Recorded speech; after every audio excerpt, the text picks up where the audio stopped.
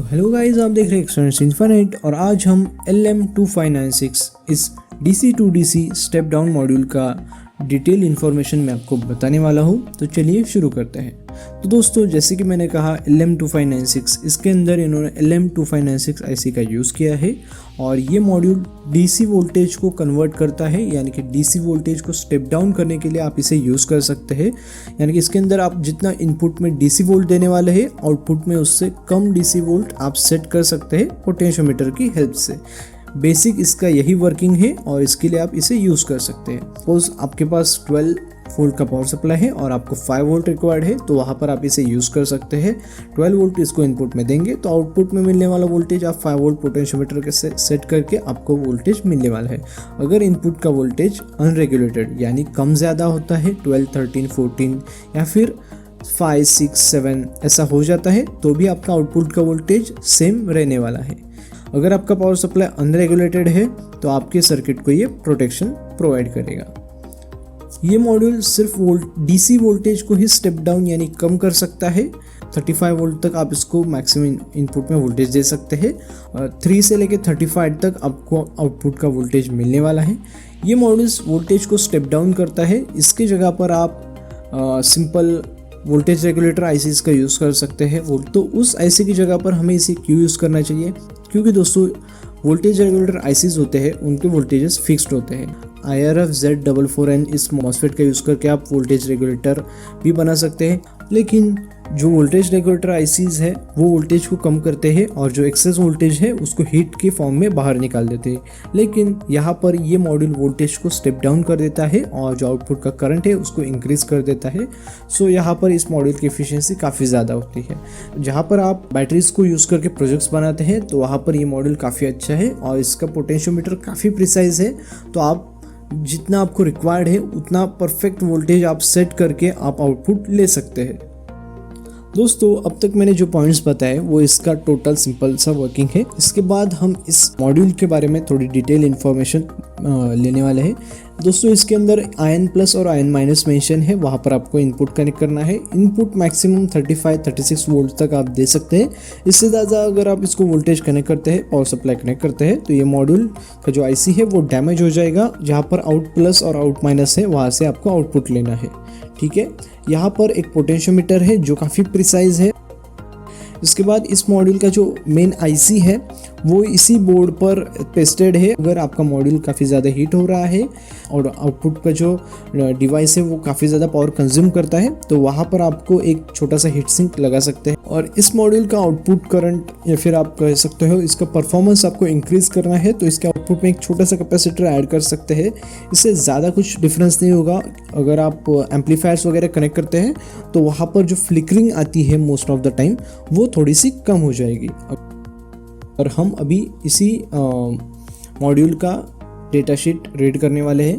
दोस्तों, जैसे कि आप यहाँ पर देख सकते हैं, इन्होंने इस मॉड्यूल के नाम के पहले लिखा है 3 ampere 150 kilohertz step down switching regulator, यानी कि इस मॉड्यूल का मैक्सिमम करंट है वो 3 एम्पियर तक होने वाला है। जैसे कि मैंने कहा, इसकी वोल्टेज रेंज काफ़ी वाइड है। इस मॉड्यूल पर आप मैक्सिमम 37 वोल्ट्स दे सकते हैं और आउटपुट में आपको 1.23 वोल्ट भी सेट कर सकते हैं। ये हाई इफिशिएंट मॉड्यूल है। इसका मतलब ये है कि जो बाकी वोल्टेज रेगुलेटर्स हैं उनमें काफ़ी ज़्यादा लॉस होता है, तो इसमें ऐसा नहीं है।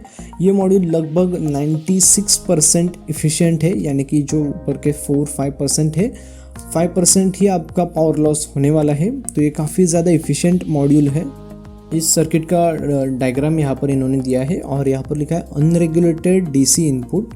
तो इसका जो इनपुट है वो अगर अनरेगुलेटेड भी होगा तो भी आपने जितना आउटपुट में वोल्टेज सेट किया है उतना ही आउटपुट आपको मिलने वाला है। तो दोस्तों, मैंने अभी तक जितनी इन्फॉर्मेशन बताई उतनी इन्फॉर्मेशन इनफ है इस मॉड्यूल को किसी भी सर्किट में यूज़ करने के लिए। अब मैं पावर कन्वर्जन है वो मैं आपको बताने वाला हूँ। ये रहा इनपुट और ये रहा आउटपुट। इनपुट में 12 वोल्ट 1.5 एम्पियर का करंट देते हैं। तो हमें सबसे पहले यहाँ पर इनपुट का पावर कैलकुलेट करना है। पावर का फॉर्मूला है वोल्टेज इंटू एम्पियर, तो हमें मिलने वाला है 12 इंटू 1.5, तो आंसर है 18 वॉट पावर। तो दोस्तों इस 18 वॉट में से हमें 6% माइनस करना है, क्योंकि हमारा जो मॉड्यूल है वो 96% इफिशिएंट है और उसमें 6 to 7% का लॉस है। तो पावर माइनस 6%, ओके। तो हमें पावर मिलने वाली है 16.92। तो हमें आउटपुट में पावर जो मिलने वाली है, तो पावर है 16.92 वॉट। और अगर आउटपुट में हम 6 वोल्ट्स सेट करते हैं, अगर वोल्टेज हमने सेट कर लिया 6 वोल्ट, तो हमें करंट कैलकुलेट करना है। तो करंट के लिए क्या करना है, ampere is equal to watts divide by voltage. So ampere is equal to watts, यानी कि पावर डिवाइड बाय वोल्टेज। तो हमें मिलने वाला है 16.92 डिवाइड बाय 6, 2.82 एम्पियर का करंट मिलने वाला है। वोल्टेज हमें मिलने वाला है 6 वोल्ट एंड 2.82 एम्पियर का करंट। कुछ इस टाइप से करंट कैलकुलेट किया जाता है। दोस्तों अब हम इस मॉड्यूल को वायर्स कनेक्ट करके और आउटपुट में लोड कनेक्ट करके इसको टेस्ट करने वाले हैं। तो हम इसको इनपुट में 10.5 वोल्ट देने वाले हैं। दोस्तों मॉड्यूल के इनपुट में 11.45 वोल्ट दिया है और इसका इनपुट का करंट है वो 4 एम्पियर से भी ऊपर है। मैंने काफ़ी बड़ी बैटरी पैक इसको कनेक्ट किया है और हम अभी इस मॉड्यूल के आउटपुट का करंट टेस्ट करने वाले हैं। इसके लिए मैं यूज़ करने वाला हूँ एम्पियर नाम के एप्लीकेशन का। ये एप्लीकेशन आप प्ले स्टोर से काफ़ी आराम से डाउनलोड कर सकते हैं।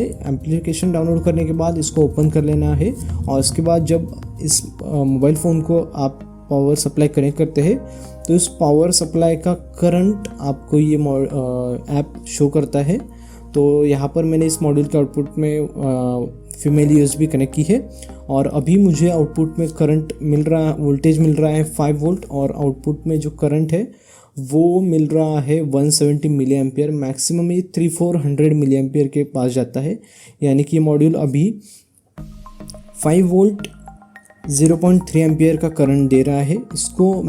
ये mobile phone 5 watt charging support करता है, तो यहाँ पर 1000 मिली एम्पियर यानी कि 1 एम्पियर तक शो होना चाहिए था। लेकिन मुझे लगता है कि जो मैंने फीमेल यूएसबी कनेक्ट की है उसमें थोड़ा सा इशू है, क्योंकि वो वायर्स अच्छी क्वालिटी के नहीं है, शायद इसी की वजह से मुझे इतना करंट नहीं मिल रहा था। अब हम इस मॉड्यूल के साथ DC 555 मोटर को कनेक्ट करने वाले हैं और अब हम इसके आउटपुट का वोल्टेज कम ज़्यादा करके चेक करने वाले हैं कि मोटर कैसे वर्क करती है। तो दोस्तों इस मॉड्यूल को यूज़ करके आप DC मोटर का RPM है वो कम ज़्यादा कर सकते हैं, तो इसके लिए भी आप इसे यूज़ कर सकते हैं। तो दोस्तों ये काफ़ी अच्छा मॉड्यूल है और मैं फ्यूचर में काफ़ी सारे प्रोजेक्ट्स में भी इसको यूज़ करके आपको दिखाने वाला हूँ ये कैसे वर्क करता है, ये भी आप देख सकोगे। और अगर आपको ये वीडियो पसंद आता है तो वीडियो को लाइक कीजिए और ऐसे ही कुछ अमेजिंग इन्फॉर्मेटिव वीडियोज़ के लिए एक्सपर्ट्स इन्फोनेट को सब्सक्राइब कीजिए। धन्यवाद।